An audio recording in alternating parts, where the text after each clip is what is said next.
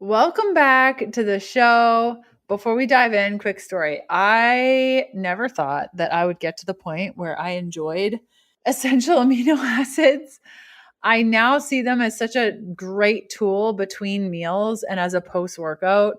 Essential amino acids are great because they have the same amino acid profile as whey protein, but without the calories. And so how I use it is in between meals when I've gone more than 3 hours between a meal and I'm really working on building muscle in my body. I know that I need the amino acids. I'm not hungry, so I rely on essential amino acids. And I also take them directly after my workout to provide my muscles with exactly what they need when they need it. And today I am so excited to sit down with Angelo Keely, who's the co-founder and CEO of Keon, my very favorite essential amino acids.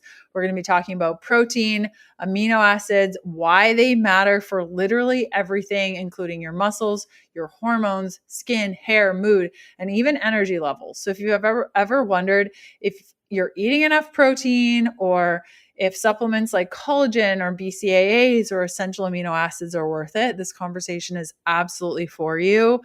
Yeah, essential amino acids. Now, I take them even though my protein goal is 180 grams a day. And I hit that consistently, no problem. Sometimes I'll consciously go under it, like if I'm just not hungry and it's a day off from the gym, and maybe I'll hit like 140, 150. But I even use essential amino acids hitting those numbers on protein. And with many changes, which I've dialed in over time, I am consistently building muscle at a beautiful rate every single month, confirmed by body scans. And that's what we want. We want fat to slowly reduce on our body, muscle to slowly increase. We're talking like 0.2 pounds a month. And that is music to my ears. It is slow and steady. And the slowness is kind of part of it. It's actually very hard to build muscle and very easy to lose it. Super great. So before we jump in, I just want to take a quick second to ask for your help. Reviews on Apple and Spotify make a huge difference for this show. And honestly, it's how new listeners find my work and what we're doing here. And it keeps the podcast going and it keeps it going with as few ads as possible. You'll notice that I don't have as many ads as I previously did. I made a conscious choice to rely more so on clients working with me than relying on, random companies that I enjoy having ad spots on the show. And so I hope you like this format, but because it's a little bit different, I would love your help and a little huge favor actually in taking just 1 minute to leave a quick review on whatever podcast player you use. It really does mean the world to me, and it really helps other women like you find the support that they've been searching for. So thank you, thank you, thank you, thank you. Okay, let's get into it. And if you love what we've put together today, you can go to getkeon.com/keto to check out the essential amino acids. Hey, my name is Leanne, and I'm fascinated with helping women navigate how to eat, move, and care for their bodies. This has taken me on a journey from vegan, keto, high protein to everything in between. I'm a small town holistic nutritionist turned 3-time international bestselling author turned functional medicine practitioner, offering telemedicine services around the globe to women looking to better their health and stop second guessing themselves. I'm here to teach you how to wade through the wellness noise to get to the good stuff that'll help you achieve your goals. Whether you're seeking relief from chronic ailments, striving for peak performance, or simply eager to live a more vibrant life, this podcast is your go-to resource for actionable advice and inspiration. Together, we'll uncover the interconnectedness of nutrition, movement, sleep, stress management, and mindset, empowering you to make informed choices that support your unique health journey. Think of it as quality time with your bestie mixed with a little med school so you're empowered at your next doctor visit. Get ready to be challenged and encouraged while you learn about your body and how to care for it healthfully. Join me as we embrace vitality, reclaim our innate potential, and discover what it truly means to pursue healthfulness.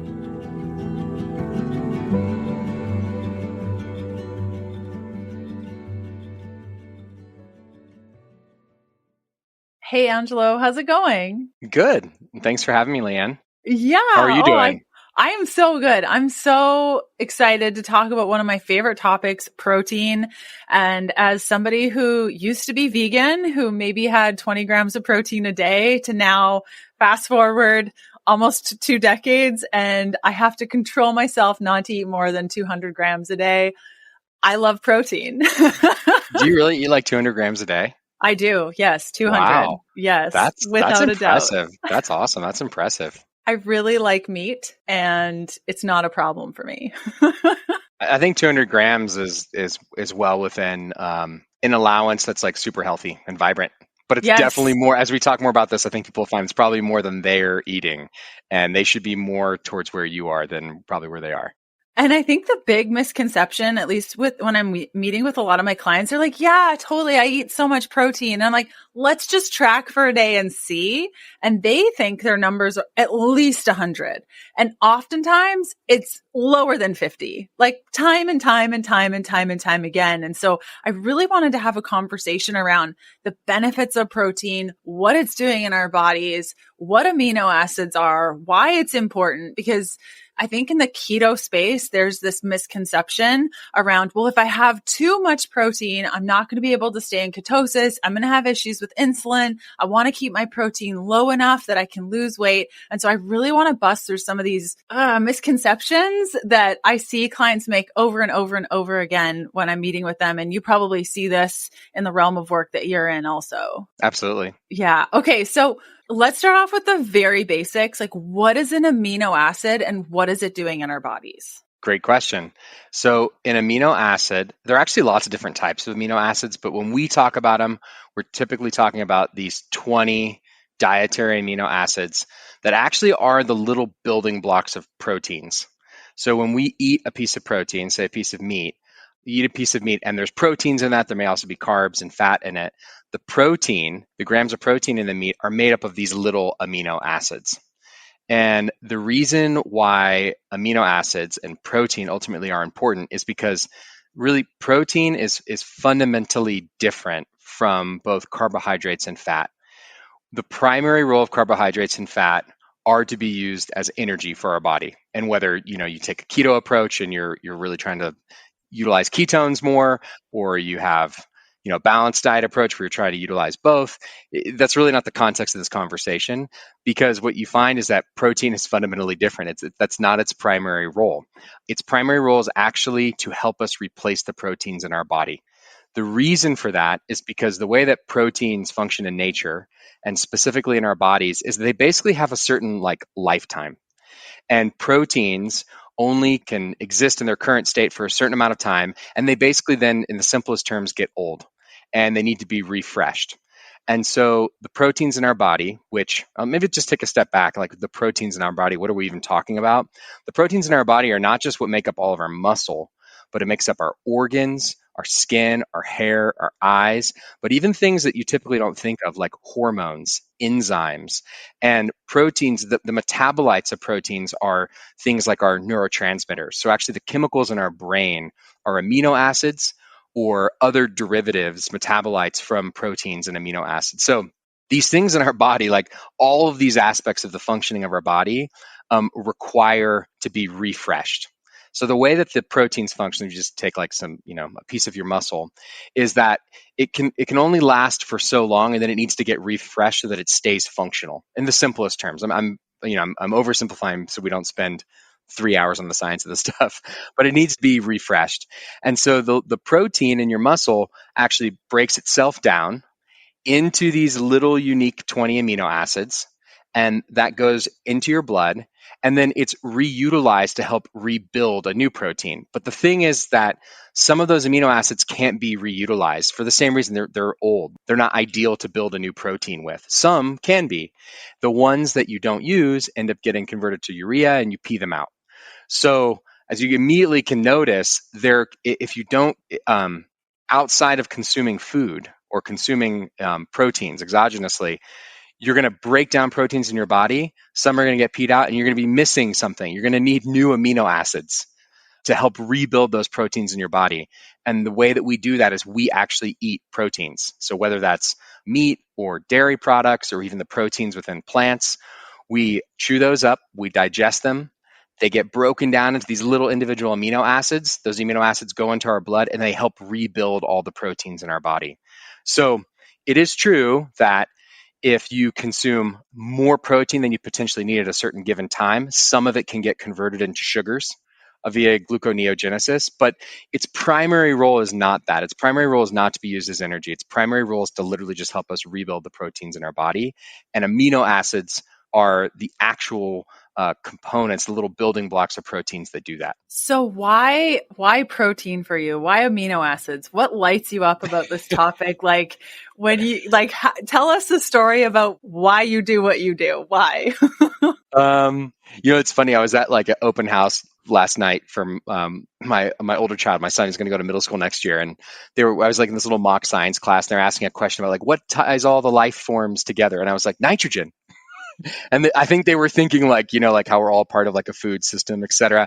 But there's actually kind of the same thing. I mean, I think at the essence of what creates living beings is protein. I mean, if you're just generally curious about life and where how life manifests, you can't do it without proteins. You can't do it, and at the heart of amino acids is this nitrogen molecule. So from a nerd perspective, like that is just really cool if you're going to be involved in anything. But I think from a more personal standpoint, I was raised in a family that was super into natural food and health and fitness. My parents had a natural health food store. I was actually raised pescatarian. And so in making that decision, they had to be very thoughtful about protein. I think if you choose to be to limit your diet and to limit your protein sources, you just have to be more thoughtful about it. I mean, with fish, you got a lot of options and you can still eat eggs and dairy. If you cut that back all the way to vegetarian, you're just more limited. If you go all the way down to vegan, it's possible. You have to apply a lot of more thinking to it because the proteins available in plant-based foods are not as digestible, and they don't have as much of this thing I think we'll get to in a little bit, essential amino acids, the active component of the protein. So anyway, my parents were super into that. I was raised with that value. And then, later in my life in adolescence, my parents were also entrepreneurs. So I grew up in a family of people who had to like do things their own way. And so in that, creatives. And so I was like that too. I had to do a lot of things my own way and get into a lot of trouble in high school. And unfortunately, I got into a situation where I had a near-death experience and I got beaten up really badly. I got stabbed multiple times and I almost died. And it was a mini month of almost a full year recovery process. And that was both a mental and a physical recovery journey. And one of the key things I discovered in that, outside of psychotherapy and other types of physical modalities that would help me heal, was protein nutrition. Was how fundamental protein and amino acids were. These things I've been told about as a kid were to literally helping me rebuild these tissues in my body, to help me recover and rebuild this muscle I had lost, and ultimately really also really help regulate my mood. They play a really key role, as I mentioned earlier, in terms of neurotransmitters. So I became passionate about it then, and then I pursued different things. And when the time came to start a company a few years ago, and I was thinking about, you just kind of naturally get drawn, I think, to what's had the most impact in your life. And it's one of those things that I just, it's played a really big role in my health and happiness. I see it time and time and time and time and time again. We're told that our labs are fine. You don't feel fine. You're bloated. You're tired. You have brain fog. You're moody. You're inflamed. And no one can explain why. And that's where I come in. I'll never forget. The year was 2012, and I was told there was nothing wrong with me. And as a holistic nutritionist at the time, I was like, well, that makes no sense because there's seriously something wrong with me.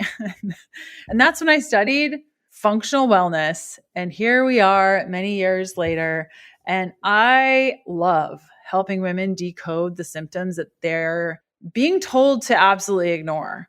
We use functional blood work. We use strategic nutrition, root cause support. We figure out what's going on with your body, what your cells are saying, and then what it actually needs to heal. Because chances are, if you're feeling not great, things are not great. So let's figure out what's causing the issue. So if you are done chasing those temporary fixes and things just keep popping up like a whack-a-mole game, I would love to help you. You can head to healthfulpursuit.com/coaching to learn more about what it's like working with me. And if you decide that this sounds like a great plan, you can fill out an application. I will read through it and assess whether or not I feel like we are a good match. Again, that's healthfulpursuit.com/coaching.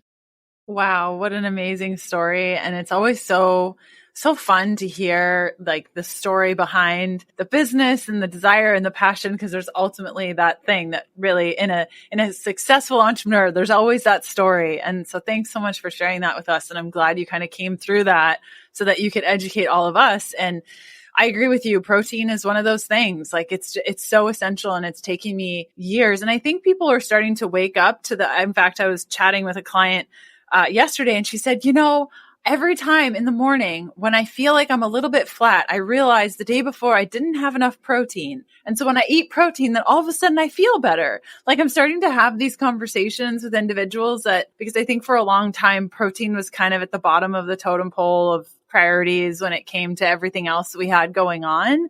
Why is eating enough protein specifically for women? We touched on some of the key things that women probably heard in what you were saying is hormones, skin, hair, like some of these pieces that women are always thinking about. Are there other pieces why protein is just so important for women? I think one more aspect just to bring up now is lean muscle. Lean muscle, I think even the word muscle sometimes for women is like, does it mean I'm going to get really bulk? Yeah. And I'm not thinking about some like jacked, bodybuilder type. I'm just literally thinking like, do you have just, light muscular definition on your body to where you can easily perform lots of tasks? And that could be, getting through a yoga class and feeling good and strong about it. That could be going for a run. That could be lifting weights. Not only is muscle so important for physical activity and movement, and really as we age, it's really important for that. It helps regulate our blood sugar. So it plays a key role overall in our metabolism. And in moments, and this is why it's really important as we age, in moments when we cannot consume a sufficient amount of protein, and that could be because we're really sick and we just don't want to eat, or we're having some type of chronic illness or injury, and you can't consume a sufficient amount of protein or amino acids to just support all these protein functions I described, like your hormones, your immune system, your hair, all these things. Your muscle is the reserve that your body starts breaking down to supply the rest of your body with amino acids. So if you can start to think about maintaining lean muscle as you age, as a reservoir, as a savings account of amino acids for the rest of your body, I think we'll all find that as we age, you'll age with much more grace and much more activity and fun, etc. Now, one of the interesting things about how our body reacts to protein is that it actually changes as we age.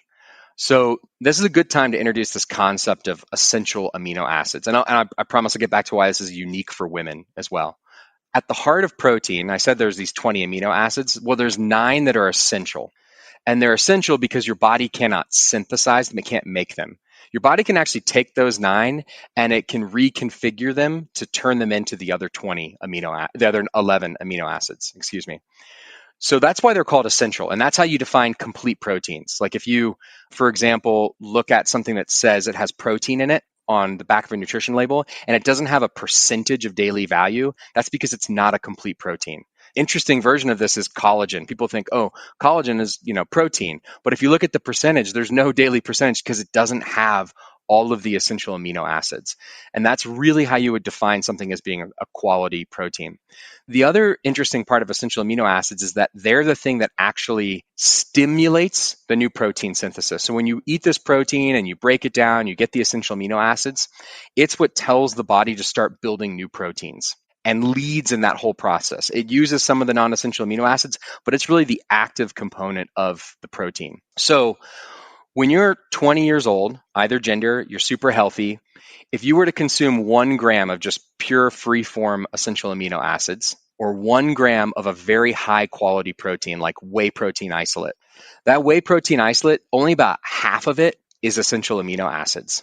So what's really interesting is gram for gram, the essential amino acids will stimulate twice as much protein synthesis as the whole food protein. That's quality protein.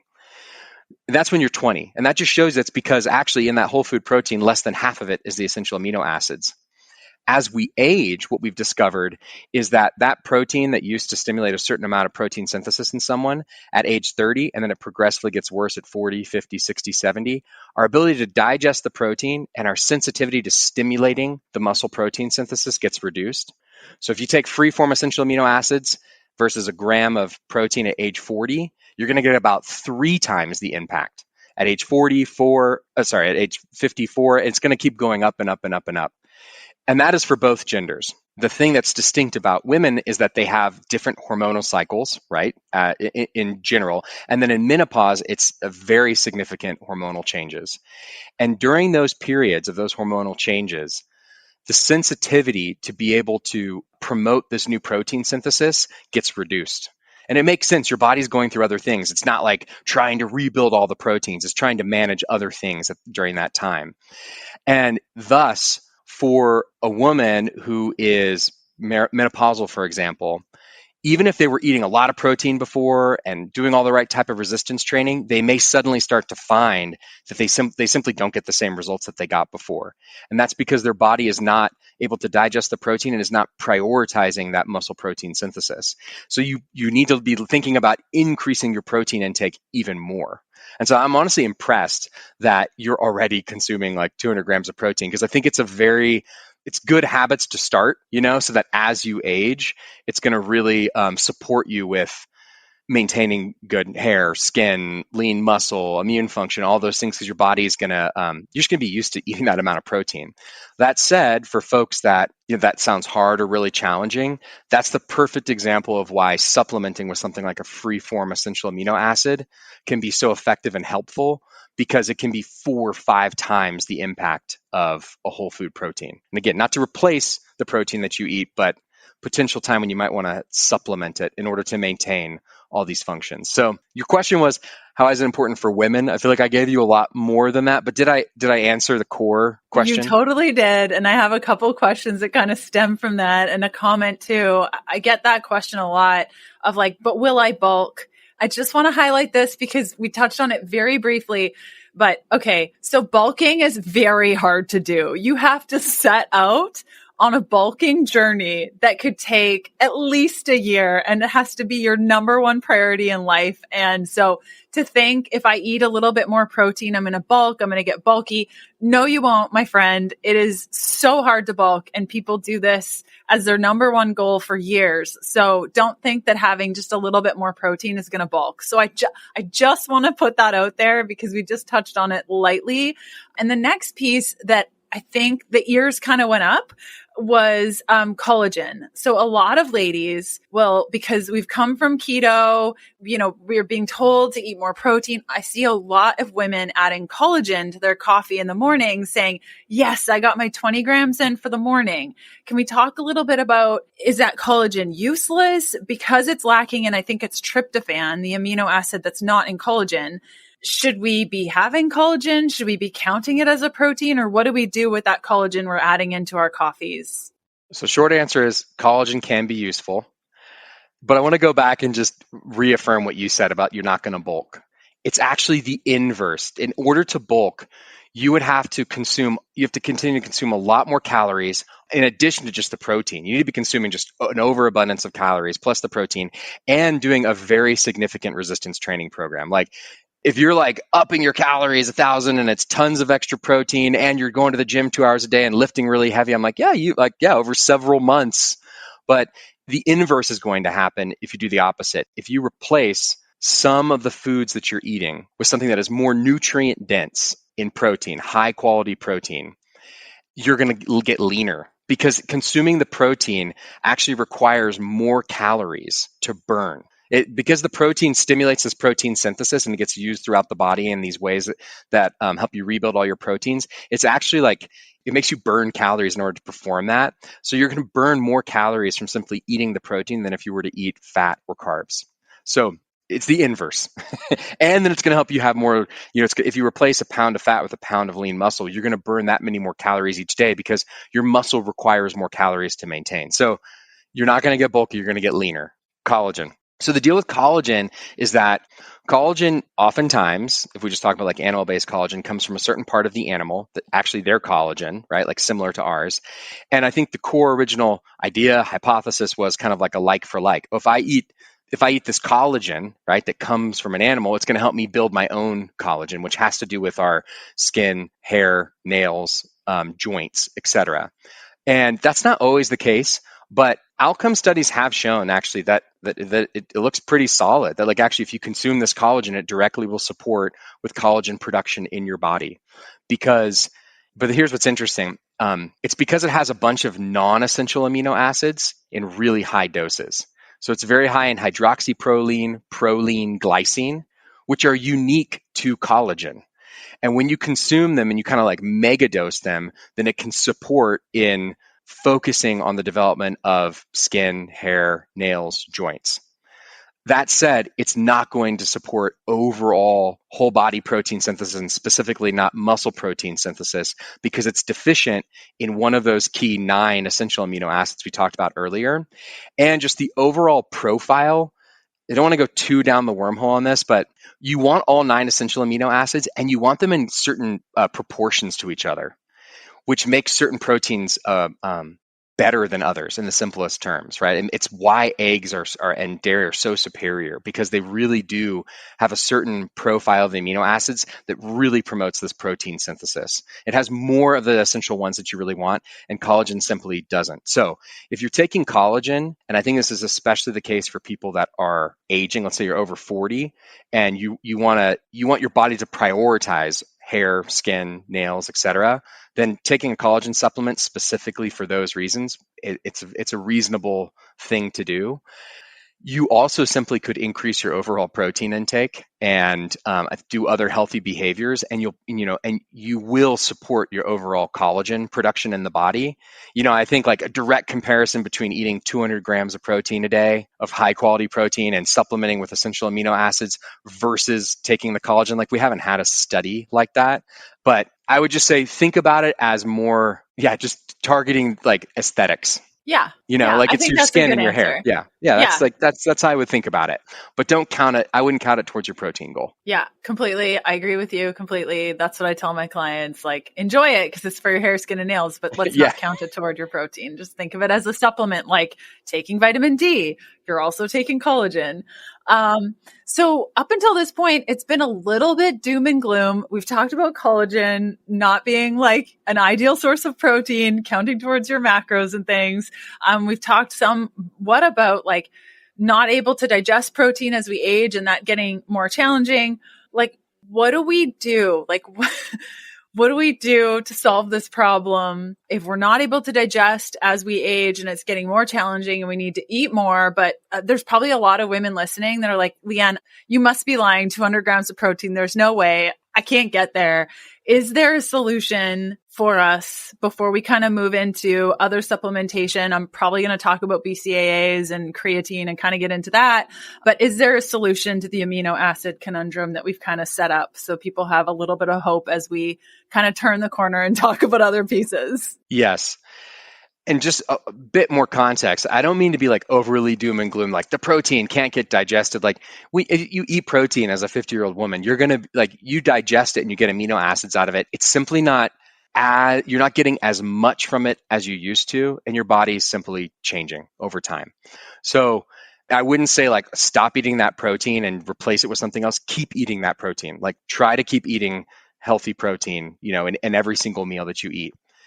That said, you can supplement. And the way that you can supplement is with essential amino acids. So basically, we're able to ferment amino acids out of plant-based sources, actually. So it's vegan. It actually is a great solution for vegans as well. You can get them from other sources, like deriving them from animal sources, but it's kind of, I won't go too down that route, but it just simply doesn't make as much sense. You're like breaking down existing proteins for it. Whereas in this case, you can get these free form essential amino acids and you can formulate them in these ideal ratios. that help overcome some of this anabolic resistance that happens as we age, the resistance of the body to want to stimulate the new muscle protein synthesis. And in taking these, as I described earlier, like it can become, 2, 3, 4, 5 times as impactful as protein because you don't have to digest them. They immediately become available in the blood. And we've actually found that by becoming immediately available in the blood and immediately entering into the muscle tissue, you hit these kind of peak concentrations. And that's what really helps overcome that resistance and ensures that your body does try to refresh all those proteins. That's really the solution. Continue to try to eat this higher protein diet and then add essential amino acids as a supplement. And some of the ways that you can think about adding them as a supplement can be first thing in the morning. It could be during periods like in between meals, like maybe you would have particularly times when you might like choose a not nutrient dense snack. I think some people find themselves choosing something that's not ideal, like mid morning or during a slump in the afternoon, like around, I'm going to have another coffee. It's a great opportunity instead to take essential amino acids. You will find, like you described earlier, a boost in mood, a boost in energy. You'll ensure that you're stimulating more of that muscle protein synthesis, and you can get them in like yummy flavors, like a berry drink or mango, etc. And in that way, it also doesn't feel like you're depriving yourself of maybe getting to have something in that moment, but it's actually something that helps nurture your overall whole body and muscle protein synthesis. So I think that's really one of the most ideal solutions. You could choose things like upping your protein even more, like a protein shake, like I'm going to do another protein shake. But as I described earlier, and actually really interesting studies in women, 3 grams of essential amino acids stimulated as much muscle protein synthesis as 20 grams of protein, whey protein. So like instead of the protein shake mid-afternoon, instead doing this is going to have 6 times the impact of like what a standard protein shake would be in terms of protein synthesis. So it's just much more efficient, much more effective. It doesn't have also the same amount of like the caloric load for it. So I think really it's an ideal solution for people in this age group and women specifically. Yeah, I think the caloric piece is important. Like I just had my essential amino acids this afternoon and I had protein ice cream for lunch. I've been doing this a lot and it's quite filling, but it's not like super ideal. So between lunch, just like you said, like it's a great, delicious protein ice cream. I make it, but it's just not super ideal. So like between my lunch and then my evening meal, because I have 2 evening meals, the first one, I will have the essential amino acids. And I just find like in between, it's not going to add a ton of calories like a protein shake would, but it will kind of like hold me over until my first evening meal. And I just find that works really well. So couldn't agree with you more on that. I guess what's probably coming up and what went on in my mind the first time I heard of this stuff was, well, how does this compare to my BCAAs, my creatine, the glutamine that I'm taking because I'm working out a lot. So I'm taking glutamine for my gut. Like all of these are amino acids. How do they, are they competing? Are they different? Are they the same? What's the deal? So we'll take them like one by one, I guess. Okay, deal. So it's a great question. BCAAs are called, it's a abbreviation for branched chain amino acids, and they're 3 of the 9 essential amino acids. And they're actually 3 of what we might say the most important, the stars of the essential amino acids. And so in earlier research, 40, 50 years ago, we identified that. We're like, oh, it's leucine, isoleucine, and valine they're like the thing that's like kickstarting this protein synthesis. As we continued to study it though, and now it's been 25 years, it's become very clear that by only supplementing with those branched chain amino acids, it is not anabolic. It does not promote protein synthesis. You have to have the other 6. So you should be taking all 9 essential amino acids at the same time. If you're like a dietitian and you want to get into, for example, I don't know, you're like a vegan dietitian and you're eating a super plant-based diet and there's not enough of these other essential amino acids and you take BCAAs on top of it and like come up with some kind of special solution, like it could make sense. But for the vast majority of people, more than the vast majority, almost everyone, BCAAs are a waste of your money. That's the simple answer. Don't waste your money on BCAAs. If you're going to take supplemental amino acids, I would highly recommend you just focus on the essential amino acids. We'll get to glutamine in a second. So that answer the BCAA question? Yep. I couldn't Okay. agree with you more. I'm with you Yeah. on that. Okay. Creatine is an interesting one. It's different. It's I would just give thumbs up creatine. Me Like too. that's that I give yeah. two thumbs up. Yeah. So that's the quick answer. So creatine actually is technically an amino acid. It's not one of those 20 dietary, and it plays a very different role in the body. And without nerding out on it too much, we have multiple energy systems in our body, ways that we basically convert stored energy into like active energy we can actually use to move ourselves and to perform activities. And people are typically familiar with aerobic and anaerobic. I think especially people who are interested in keto because you're trying to change your energy systems.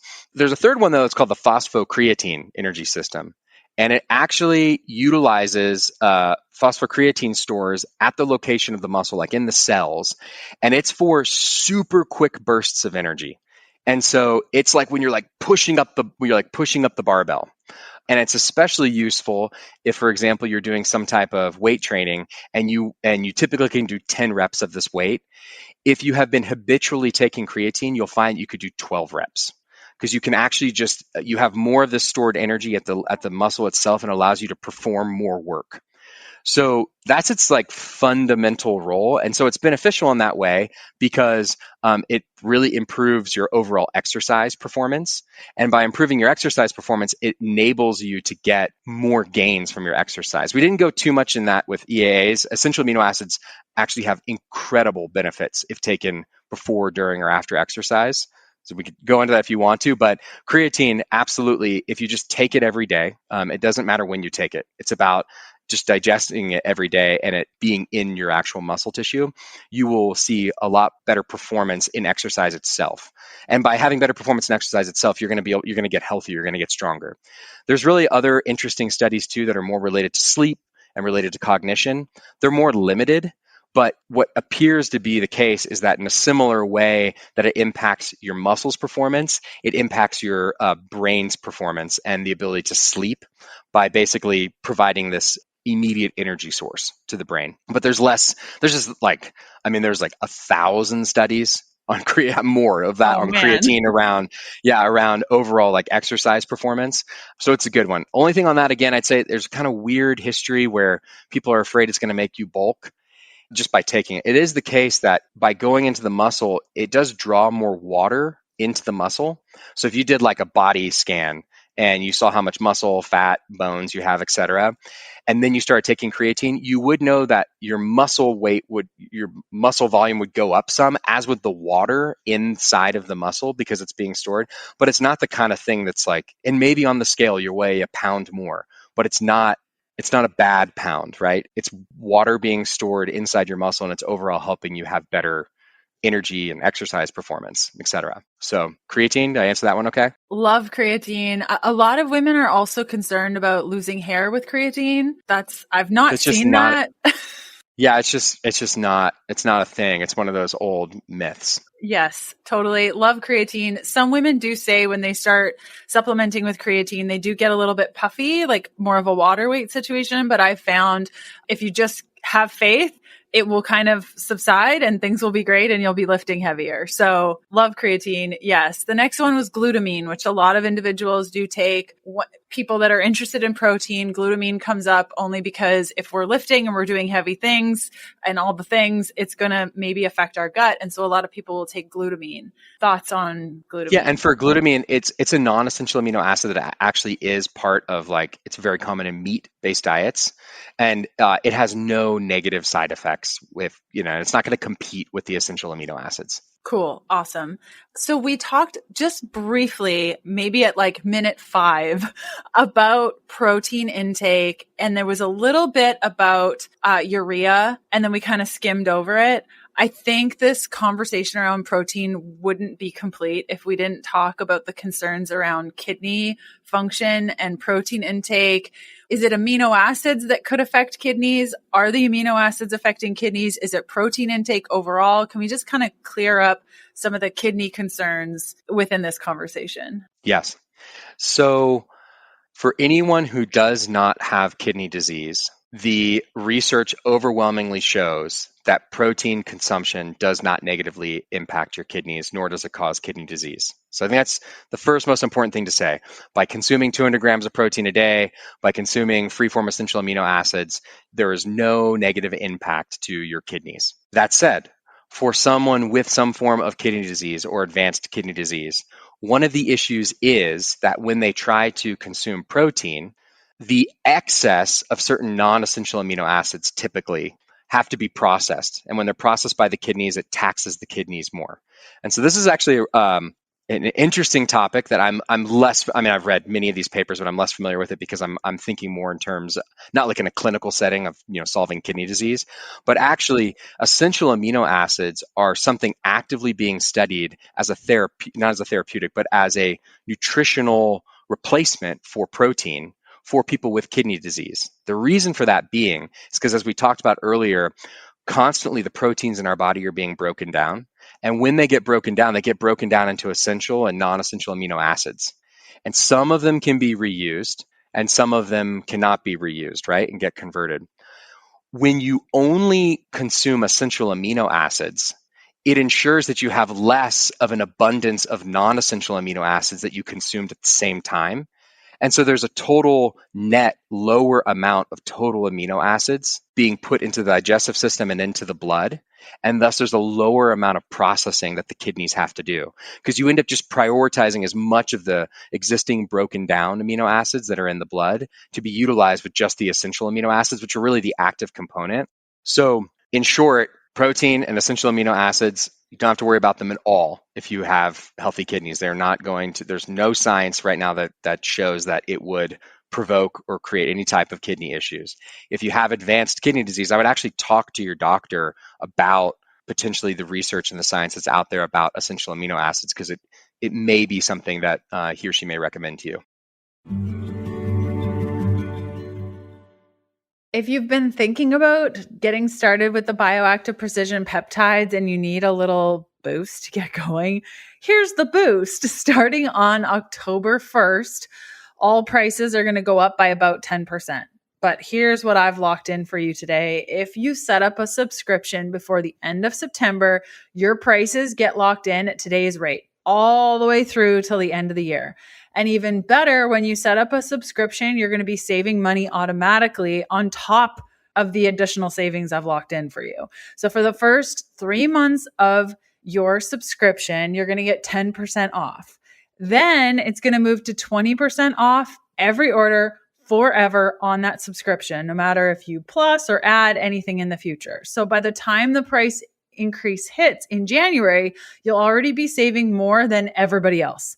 So don't wait. You can set up your subscription today. You can go to healthfulpursuit.com/make. Or if you need suggestions on what peptides to choose, go ahead and go to healthfulpursuit.com/quiz. And again, this is only available until the end of September. So today's the day to get on it. Amazing. Amazing. So I want to highlight the benefits, some of the pieces that we talked about when it comes to essential amino acids. And then I'd love to spend the rest of the time kind of talking about the strategic protein planning, because I like to give key, here's what you do, here's how you do it, here's what not to do when it comes to just taking essential amino acids, because sometimes these conversations back and forth, people are like, yeah, this sounds really great, but what do I do? Yeah. Okay, so benefits, kind of to summarize some of the pieces that we've talked about, it sounds like essential amino acids especially are going to be helpful for energy. They're probably going to help aging. They're going to probably help with satiating hunger, which is what I use them for a lot. Muscle building, which we touched on. Better mood, we touched on. Longevity, probably because we're able to move and we're able to hold our muscle. Is there any other key benefits? So energy, aging, satiating hunger, muscle building, better mood, anything that you feel like I missed as just the highlights of the benefits of essential amino acids? That's a pretty great summary. I mean, I don't want to just keep going on about hormones and enzymes and immune system. I mean, the list really does go on, but those are the primary. Okay. And so with energy, if an individual just heard you say you could take essential amino acids before a workout, why wouldn't I just take my pre-workout that has caffeine? What are the differences between this? Great question. So it's hard to answer exactly because I don't know what's in your pre-workout, but what I would ask you is, are you in the same situation? Like, and I think that's many people. They're like, I'm in this. I know there's caffeine in it. I don't know. Is there citrulline? Is there like some kind of NO booster? Like, oftentimes they may not know. So, what I would say is, overall, my approach to nutrition and supplementation is more minimalist. It's like you start with like whole foods. You eat good whole foods that your body really wants and needs. And then you look towards, hey, are there other things that I can add because maybe one, they really bring me pleasure? I think caffeine, like coffee is one of those things, like, I don't know that, I mean, I have all kinds of reasons why I think coffee is potentially good for antioxidants. There's studies around longevity, but I drink coffee because I like it. I like the caffeine, I like the feeling of it. I like the taste of it, etc. So, like, are there things that you can enjoy that don't super negatively impact you? And then are there things that you're potentially not getting from your diet that are just not as available, even if you're trying to eat well, whole foods, and or that are going to really truly enhance your immediate experience and create long-term benefits?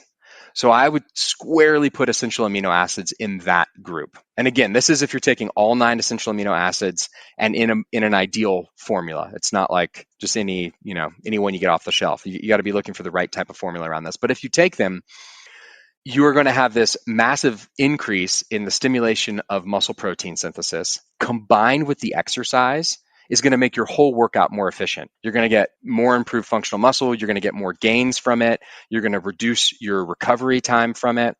By supplementing with the amino acids beforehand, what happens is you also dramatically improve your muscular endurance during the period, because we didn't get all into this again because I didn't want to like say it does everything, but amino acids actually play this key role for the mitochondria in actually converting the energy. They're major facilitators of the energy. And so when you're exercising a lot, the mitochondria have additional need for these amino acids, particularly leucine and valine and isoleucine, to help support that process. So you're basically like burning, oxidizing them much faster. And if you don't supplement with them, you're literally going to have less muscular endurance. If you supplement with them, your body's going to have more of them because it helps your body to not need to break down the muscle to support the process. So basically, it's going to make exercising easier. It's going to get you more from it, and it's going to overall improve your recovery. So like that on its own, not only is it making it better right now, it's like literally going to make it to where I can train again tomorrow.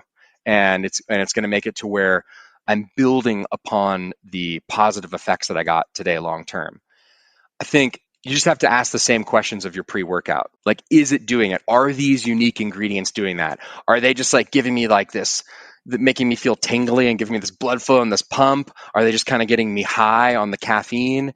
And if those are things that you think really do create long-term benefits, whatever they are, you have to look at what the ingredients are, then potentially it's beneficial. If it's only short-term and it's really just this like fun thing that you do, is that how you want to spend your time and money? I mean, we have so many kind of things that we can choose to do because they're pleasurable, right? I like coffee, but I'm not going to waste it on like a donut. Like, I don't like donuts, and I'm not going to waste it on a pre-workout. I'm not going to waste it, my time and energy and money on things that I don't know, bring me enough joy or really make me healthy. Yeah, I'm the same with a pre-workout. I leave it every time. It's not my cup of tea at all. So like, teaser, you make an essential amino acid supplement. So surprise. But like, when somebody is at the store or when somebody is trying to make this decision between essential amino acids, you said the right type of formula. What type of formula is the right type of formula? Obviously your formula is the right type of formula, but what are we looking at when it comes to the yeses and the nos around the supplementation of essential amino acids? So this idea of the right type of formula, rather than thinking of like, oh, there's like good and bad, it's really, there's just been research built upon research, built upon research, built upon research over the last 40 years. And there's many studies. There's studies for NASA, for the US military, for seniors, for women in menopause now. Like there's just all these studies that have been stacking up, upon each other. And there's a robust academic community that utilizes what worked in the previous studies and builds upon them. And these amount of each amino acid is published in the studies. So this isn't like secret knowledge or something. Like, it's like when we created our formula, we literally just went and looked at all the research and what does it say? And so this is what it says. It says that you should start with the proportions of the 9 essential amino acids as they actually exist in human skeletal muscle. So look at what's in it, measure the amino acids in human skeletal muscle, and then you increase a few of them. And I'll explain why you increase them. You want to increase the leucine to where it becomes 40% of the final formula. And again, they've just found time after time after time that by increasing the amount of leucine to be much higher amount than it would normally be, like over double, that what happens is that it significantly improves the stimulation of the protein synthesis. And this is a trend that you see even with like higher quality proteins. They have more leucine in them. They have a higher proportion of that. You also increase the isoleucine and the valine so that they maintain those proportions that they had before you increase the leucine. And similarly, you have to increase the lysine. And the reason why you increase that fourth one, the lysine, is because it's slower to get into the muscle tissue. And so it becomes like a bottleneck in the whole process. And this has been through, again, like hundreds of studies. I mean, they've just done study after study and study to find this. So those proportions as they exist are what you will find on my company's website. If you go to Get Keon and you look at Aminos, the product, it's published. You see it exactly, the exact amount of each amino acid. So if you were trying to compare, to another brand, I'm not, familiar with like every single brand's formula, but I can tell you this. I am not familiar of another brand that offers that in a non-proprietary format. There are some other, you may be able to find this is the tricky thing. You look at brands and they'll say proprietary formula. And so you won't know actually how much is in it. Okay, so there's 5 grams of essential amino acids and it includes all these. Or they'll say they've got 8 of the 9 and it includes all these, which definitely don't do that, only get the 8. But you don't actually know how much of each one. And if it's just as it was in human skeletal muscle, or for some reason you've read some, one study and they really increased the tryptophan or really increased the histidine or one of these things, you end up with the formula that's really not ideal. And so I think the big idea is like look to the research and look to brands that show you exactly what they put in the product and that it follows what the research said. Couldn't agree with you more. Now, let's get to the practical application of this. There's an individual listening that's like, I think I want to try to increase my protein intake and increase my essential amino acids. I think I've been convinced to at least see what it feels like to supplement with essential amino acids. How do we make this work holistically in our life? Maybe I'll start by talking about how I make it work in my life, and maybe you can talk about how it works in your life or things that you've seen. Okay, so like I said, I do 200 grams of protein per day. I separate it out into 4 meals, sometimes 5, depending on my workouts. I go half and half where I fast before workouts, where I have nothing but water before a workout, and other times where I eat before. If I'm eating before, I always do my essential amino acids along with usually a protein shake also and a bar of some sort. I really like certain superfood bars, or sometimes I'll even go like super simple with just like an apple, almond butter, and essential aminos, depending on how I'm feeling. And so I'll usually separate the protein out into various meals. Usually 4, like I said, is what works best. And if I'm fasted, when I get home and I'm preparing my first meal, because I've been fasted through my workout, I'm serving the essential amino acids either with my meal or maybe an hour after. And that's kind of how I've structured it. I don't personally count the protein of the essential aminos toward my macros because I just don't. And I think I think all the pieces. Maybe I missed something, but I literally just divide the protein into each meal. I do find if I have more than 50 grams of protein in a meal, it's just too much for me. I could probably push it more, but I probably shouldn't. Yeah, I think that's about it. And I would consider, and maybe you see something different, but I would consider, because there's stevia in the product, that it's probably going to break a fast if you're wanting to do a traditional fast. And so that's why when I'm fasted and I want to do a fasted workout, I won't have them before. But maybe you disagree with me, and that's cool too, and I'll learn something. But what are your thoughts? Like, how do you meld it into your lifestyle? So can I respond to yours please. First? And then, and this is just my perspective on it, the way that I understand the science of it. So I think it's actually really interesting that you take it with food. I think a lot of times people think of not taking it with food because it's almost like, or not taking it with protein because it's almost like another separate time of taking protein. But it does enhance protein. It's actually interesting because it stimulates muscle protein synthesis so much more than protein alone does. It actually makes the amino acids in the protein you're eating more effective and more beneficial. So there's totally a benefit to that. I think the idea overall of dividing your protein up across the day in those chunks makes a lot of sense.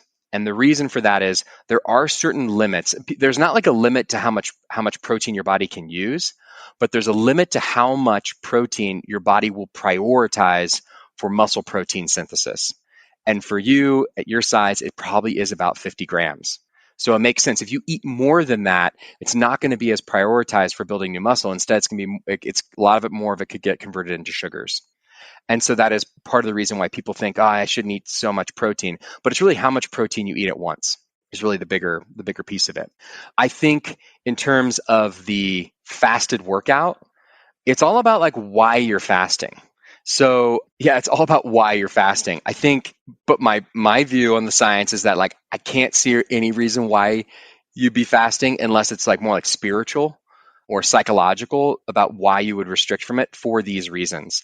There's actually more recent studies out of the military specifically on taking fasted athletes or fasted people in the military taking amino acids, and the impact on muscle protein synthesis is so significant. And then when you just think in general, like I want to get the most out of this workout, by combining essential amino acids with the workout, you will get such a significant increase in muscle protein synthesis, so much more than you would get if you were fasted. So it's like, it's net positive.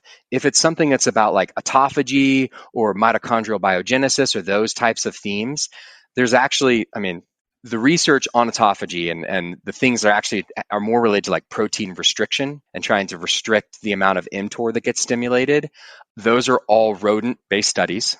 And I think that the science is much more supportive of actually eating lots of protein and building muscle, because the correlation between lean muscle mass as we age and a reduction in all-cause mortality and an overall improvement in quality of life, better outcomes if you get cancer, et cetera, are just so great that it's like prioritizing eating protein and building muscle are so superior to, and they have great human outcome studies relative instead to like these autophagy studies that have to do with rodents and it's like cellular. Then if you stack on top of that we have rodent studies of EAAs, and they show that they promote more mitochondrial biogenesis than the fasting or the caloric restriction without creating the issue around the loss of muscle mass.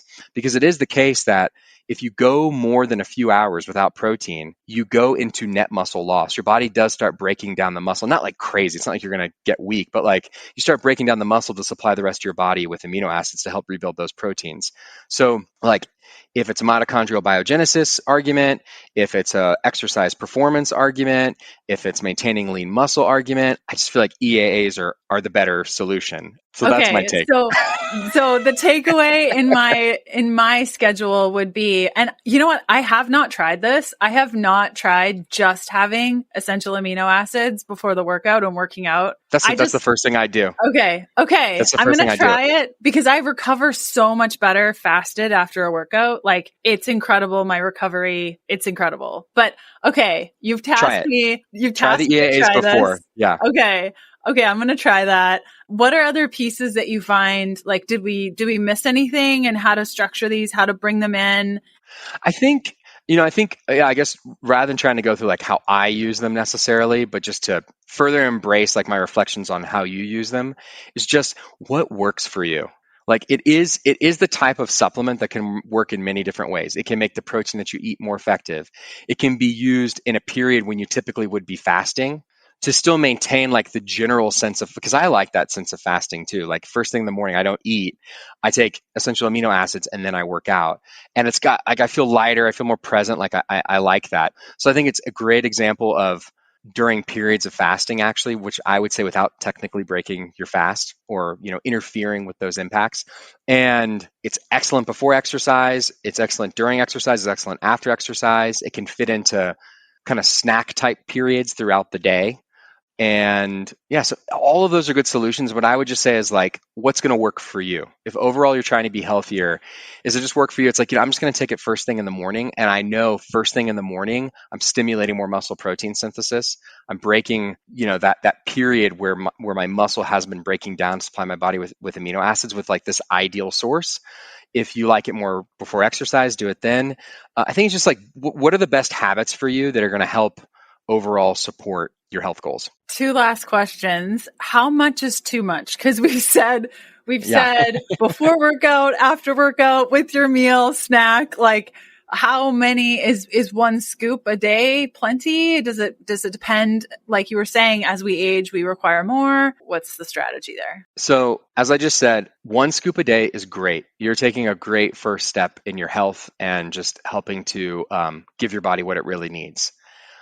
The upper intake is ridiculously high.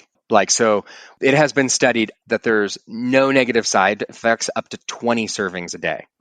So that would be like 100 grams of just essential amino acids a day. That's a lot of essential amino acids. Now, and in the cases where they've been able to study this is like there was a big breakthrough study for NASA almost 20 years ago where they were trying to figure out how to help astronauts not lose all their muscle when they're in space because they're not lifting weights. They have no resistance. And so they kept people at bed rest for 28 days on a regular diet and then supplemented them with 15 grams. So the equivalent of 3 servings of Keon aminos 6 times a day.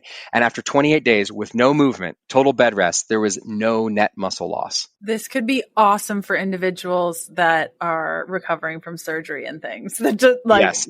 Excellent. Yeah, because you've got these stressors in the situation and you can't move. You probably don't want to eat heavy meals, etc. But just that's, for example, like they've shown over these longer term studies. But yeah, there's a great paper that just came out by the International Society of Sports Nutrition that affirms that up to 20 servings a day is fine. Now that's a lot of, I'll admit, I have tested those maximum amounts. Like I've been through periods where I was just trying to test through trying to build lean muscle or trying to cut weight and maintain the lean muscle. It's interesting. There's a guy on our team. He's been on our team for 6 years, and he had been bulking and then he wanted to cut, and he lost 25 pounds over 3 months and lost no muscle by taking 3 servings of Keon aminos 3 times a day. While also, he was cutting other calories and being super smart about eating protein, etc. But that's pretty unheard of. People don't lose 25 pounds and it's only fat because you simply you have to just eat so much protein, and it's because the essential amino acids are just prioritized around helping to sustain that muscle. So in short, 20 servings a day, but I think I'll tell you this. If someone is listening to this wants to take 20 servings a day, they should definitely just email our support and we will give you some crazy coupon because that's a lot of the. I feel like I'm up for the challenge. You should see my eyes right now. I'm I think I could do this. I really think, because I feel like I have to control myself. I'm not another one today, Leanne, but now I don't need to. Okay, great. And then any thoughts about we talked about combining it with food. That seems like it's okay. Sometimes, today, for example, I forgot to take my creatine when I was supposed to take it. So then I combined my aminos with my creatine. Is that bad? Totally fine. With creatine, and you'll read a lot of different stuff, but again, if you look at that, I just mentioned the International Society of Sports Nutrition, it's clear, it doesn't matter when you take it. Just take it every day. If you're going to take creatine, take it every day. So no, and I take creatine with Keon aminos. We have a Keon creatine. I take that with Keon aminos every single morning. First thing. And it makes it taste better because then it doesn't taste like creatine. Yeah. Which creatine doesn't really taste like anything. It's just kind of weird how it doesn't taste like anything. Yeah. And then it kind of alters the water just a little bit. And you're I know there's creatine in this, but I can't taste it, but I know it's there. It's kind of creepy that way. Oh my goodness, Angelo, this was so great to get to chat with you. Just, do you feel like I missed anything? Anything you really want to touch on? No, I think this was great. I'm just appreciative of the opportunity to talk about what I love. Oh, and you can tell you're just so passionate. And for individuals that are listening, I shared this link at the beginning of the episode, but if you missed it, if you go to getkeon.com/keto, there's an offer there for you. And I talked about it previously, just so you have it there. And you'll also see it in the show notes for today. So it's getkeon, that's KION.com/keto. Thanks, Angelo, for coming on the show today. Thanks for having me, Leanne. I hope you enjoyed our time with Angelo. Again, the link to use is getkeon.com/keto. Okay, I will see you back here next week for another episode. Bye. Thanks for listening to the Healthful Pursuit Podcast. Join us next Tuesday for another episode of the show. If you're looking for free resources, there are a couple of places you can go. The first to my blog, healthfulpursuit.com, where you're going to find loads of recipes. The second is a free parasite protocol that I've put together for you that outlines symptoms, testing, and resources to determine whether or not you have a parasite, plus a full protocol to follow to eradicate them from your life if you need to. That's available at healthfulpursuit.com/parasites. And last but certainly not least, a full list of blood work markers to ask your doctor for so that you can get a full picture of your health. You can grab that free resource by going to healthfulpursuit.com/labs. The Healthful Pursuit Podcast, including show notes and links, provides information in respect to healthy living, recipes, nutrition, and diet, and is intended for informational purposes only. The information provided is not a substitute for medical advice, diagnosis, or treatment, nor is it to be construed as such. We cannot guarantee that the information provided on the Healthful Pursuit Podcast reflects the most up-to-date medical research. Information is provided without any representation or warranties of any kind. Please consult a qualified health practitioner with any questions you may have regarding your health and nutrition program.